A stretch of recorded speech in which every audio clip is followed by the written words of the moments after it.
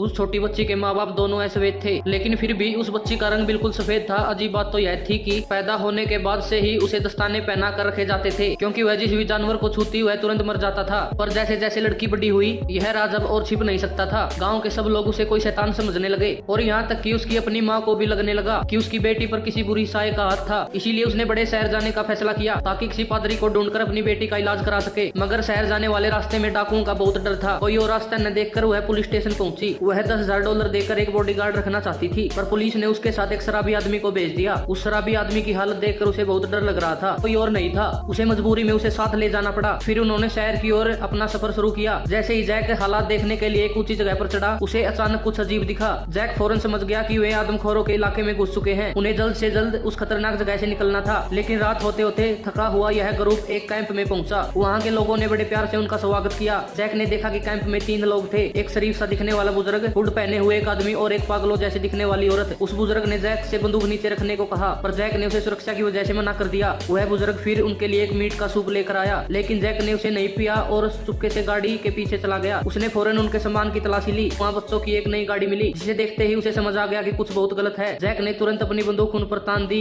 इसी बीच श्रेया को भी कुछ सूप के कटोरे में अजीब नजर आया। उसे समझ आ गया था कि वह औरत पागल क्यों थी, लेकिन श्रेया की बेटी अब उस बुजुर्ग की गोद में थी। बच्ची की जान बचाने के लिए जैक को अपनी बंदूक नीचे करनी पड़ी। वह चालाक बुजुर्ग समझ रहा था कि वह जीत गया है, इसीलिए उसने लड़की को खाने के लिए जैसे ही उसके दस्ताने उतारे, अगले ही पल वह बुजुर्ग दर्द के मारे जमीन पर गिर पड़ा।